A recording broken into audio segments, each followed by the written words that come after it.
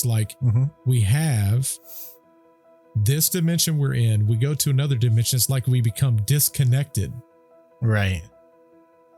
So it's like for them, it's like they're T-posing us. You go here, you go here, you go here. Stay. Yeah. Yeah. But then when they get And someone like where they want them, to start Matrix. the scene. Yeah. Yeah. But it's like they plug him into a matrix though. Yeah. Or they only restart part of their brain. Yeah. Yeah. Correct. Yeah. Because in the Matrix, when they're in those little pods, they can't move around or anything.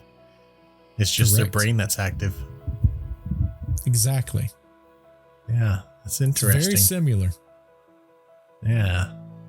Something to that. Because now, if you think 100%. back, search your memories, and every abduction story you've ever heard, they only remember what happens on the slab.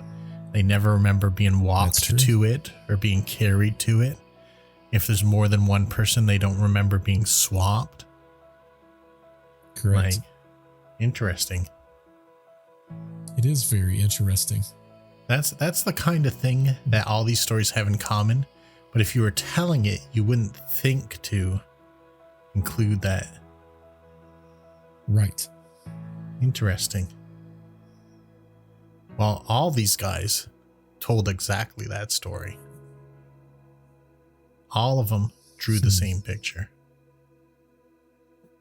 Or similar pictures. It does make you wonder though, like if it's an elaborate hoax, kudos to them. Right. But weird to wait that long. For sure. Because you've lost the initial buzz. Like the longer it is after, the less likely people are to believe you. Exactly. Still wish they had gone back and tried to find those kids and put them under hypnosis. Like you never hear more about think that. About it. They went 2 years before they figured it out themselves. Yeah. So they probably don't even know these people's names went. or addresses. Yeah, for sure. Yeah. But if you're the kids hearing this in the future and you're like, wait a second, we're those kids. Yeah. Wouldn't you think they would say something? They probably would. Although if I was like a teenager or something, like I wouldn't know how to go about necessarily getting a hypnotist or anything like that. I might just tell my friends, yeah, that was me. I don't remember if anything happened. It was pretty weird though. Yeah, that's true. You know, like I had that weird experience as an adult and I've never gone to get hypnotized. So, and I've not really contacted anyone about it. So that's just how things get lost. Stories get lost in time, I guess. That's true. You're right. You're not wrong about it. Yeah. Like I'm real curious about that. Yeah. Oh, for sure.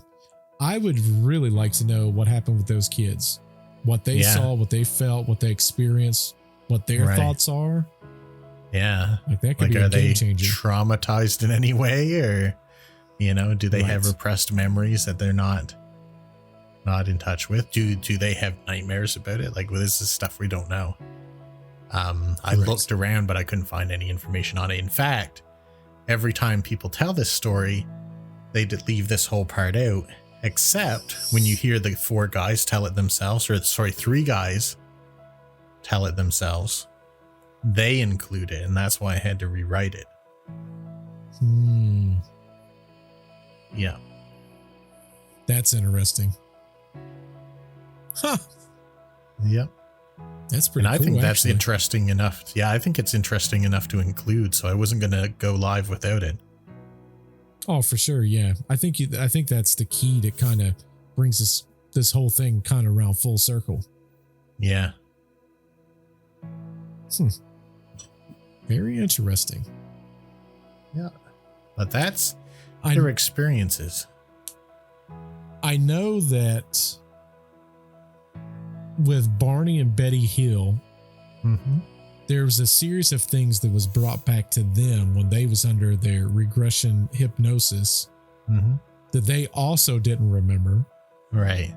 It makes me want to go back and look at the other famous cases and see what their experiences were. Yeah, I've got the top 10, and I'll ping you that link right afterwards so you can look at them. Because we just discussed right now the 10th and the 1st. Because Betty and Barney Hill were number 1. That's the most documented one.